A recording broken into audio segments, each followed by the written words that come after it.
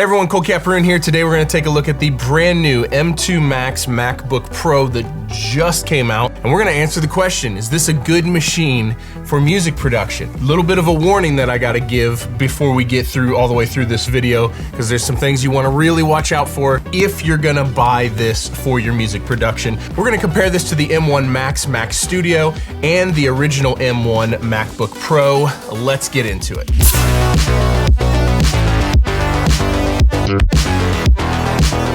Now, in addition to MagSafe, we've got two Thunderbolt ports on the left-hand side with the headphone jack. On the right side, we have a full-size HDMI port, another Thunderbolt port, and an SD card reader. Now, this is the same body as the last generation, the M1 Max MacBook Pros. So same awesome design, same great keyboard, same incredible screen, same small thin bezels on the 14-inch, which makes this really close to the same size as the old 13-inch, except you get much more screen real estate on this one. Okay, if you guys want to see a more detailed overview of this computer and upcoming comparisons in more detail between like the benchmark scores and video export times and stuff between this and the other computers I have here, there's a link down in the description to go check out my other YouTube channel that's primarily focused around tech. I'm going to be doing a whole bunch more content on this computer over on that channel, so hit the link in the description to go check that out. Let's talk about these Pro Tools tests. So in this Pro Tools session, there's 120 stereo channels, and by the way, there's a link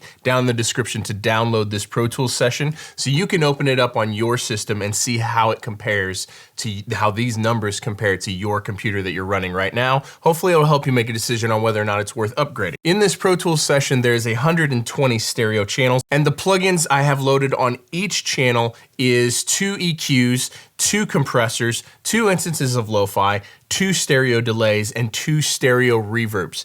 There are 240 instances of reverb in this session.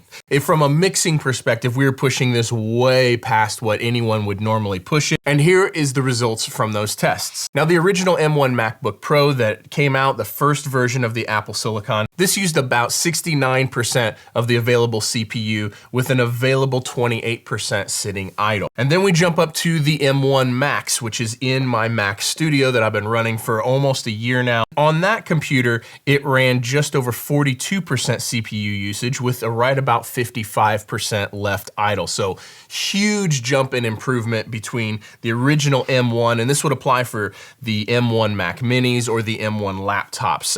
Huge jump in improvement to the M1 Max system in the Mac Studio or in the laptops. And now the brand new M2 Max chip in the laptop, the new MacBook Pro, was using about 29% CPU with about 67% idle. So again, another significant jump, not quite as big of a jump from the M1 to the M1 Max. That's a huge jump. And then from the M1 Max to the M2 Max is again another significant, but not as significant a jump. Be sure to check out my other channel, link in description, if you want more comparisons between this, where I'll be doing much more of that. And there's a whole more detailed video already up over on that channel, so go check that out. Now, the things you want to be careful of before buying this for your music production. One is it's Apple Silicon. Now, I switched over almost a year ago, and I got tired of waiting for plug-in manufacturers to become ready for Apple Silicon, for the M1 chips. So I have abandoned everything that was not available or would not run on M1 anyway. Some of my stuff is still running through Rosetta, but I've had no issues doing that. But you do want to be careful and check all of the plugins, all of the virtual instruments that you use. Make sure they are all gonna work on the M1 or M2 chips before you make the switch, even if it's through Rosetta. But the real problem so far is something that happens every time a brand new computer comes out. So with this brand new MacBook Pro and with all the brand new Macs they are shipping with Ventura. It's the new operating system, version 13.2. And the problem is Pro Tools and probably your DAW of choice is not yet optimized for this operating system. So you always have to be careful. Don't ever switch everything over for this to be your main computer until whatever DAW you're using is compatible with Ventura. Usually it takes 3-4 weeks or a month. Now, honestly, Pro Tools launched for me just fine, and it ran perfectly smooth during this test. So I have no reason to think you couldn't run this on Pro Tools. It's clearly still running through Rosetta, which is probably why it's still working on this brand new operating system.